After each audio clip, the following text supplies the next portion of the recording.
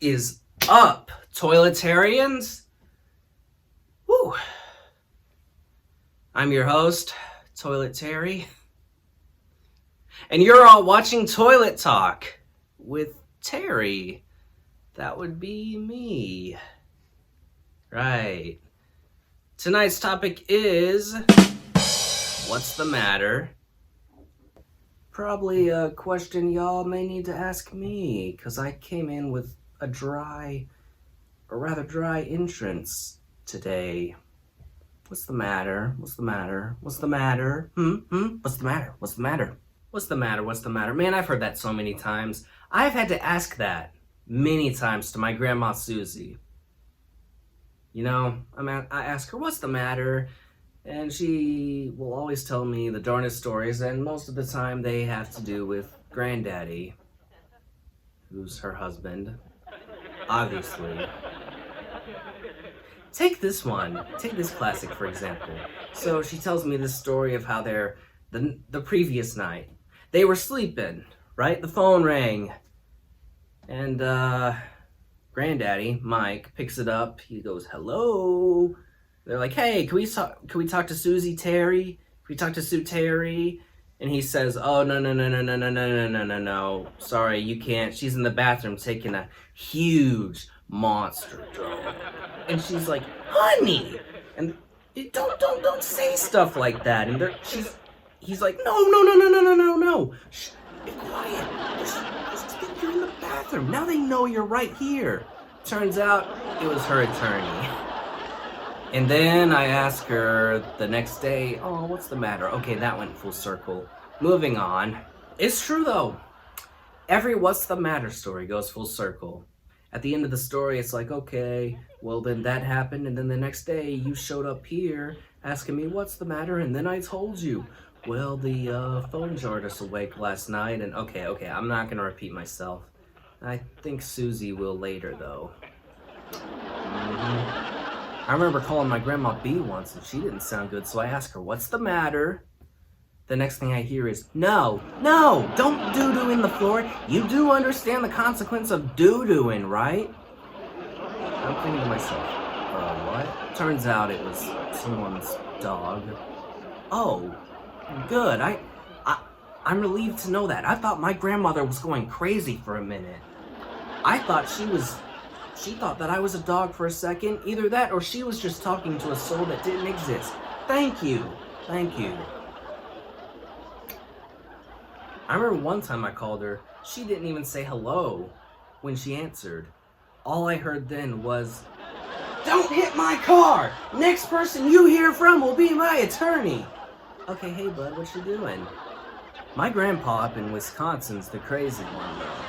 I call him, he sounds down, I'm like, what's the matter? And he said, I had to read from Proverbs this morning. I'm like, is that bad? A bad thing? Isn't it a good thing to read the Bible? And he goes, don't you remember our last discussion over the phone? When I'm tempted, I read Hebrews. When I'm feeling down, I read John. When I'm feeling joyful, I read within the 4 Gospels. And when I'm constipated, I read Proverbs. I'm just cracking up laughing, asking him, what? And then he said, you heard me, when I'm constipated, I read Proverbs. And I'm like, what? And then I call my Nana, who lives in Florida. She sounds down. I'm like, what's the matter? She tells me, oh, Papa Jerry made me sleep under a weighted blanket. And for those of you who have seen the last episode, you already know that story. I remember one time my grandma B asked me what's the matter. Well, she's asked me that a lot in my lifetime, and all my family members have. All my authoritative, well, not really as authoritative anymore, but when I was a kid, they would always ask me when something was the matter. What's the matter? We were at a funeral. You know what I'm saying? We were at her sister's funeral. She notices that I'm anxious and asks me, what's the matter? And I'm just like, did your parents must have hit it off, and because there's over 4 generations of what appears to be this tiny little warehouse. And she's like, yeah, you're right. I remember I was at this other funeral.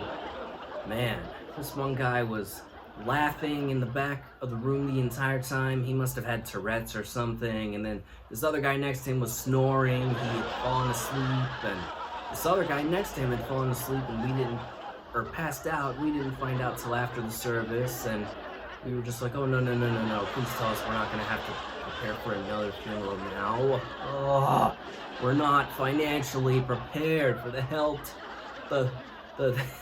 hotel rooms in this area. My lord, help us. The worst part about having mental illness, right, like Tourette's, at a funeral setting is that you have it, but people expect you to act as if you don't have it. Well, I mean, unless you consider Downs. I mean, that's okay for a funeral. But I'm talking like Tourette's or anything where you're loud or you laugh, or, because, that's inappropriate at a funeral. I'm about to lose my sanity, guys, which is why I choose the topic, what's the matter? Or which is why I chose the topic, what's the matter? Wow, I'm getting my grammar wrong. Man, I need to go pray. I need to go get in the presence of God. I need to do that. I'm sure when I pray, it'll go right to his inbox, and he'll answer me. Which leads me, toiletarians, into our next topic. Join us on the next Toilet Talk, when hopefully I'm doing better, for emails to God. I don't feel like saying it, because something's the matter. I don't want to say what. But don't forget to click subscribe for more content. Peace, y'all.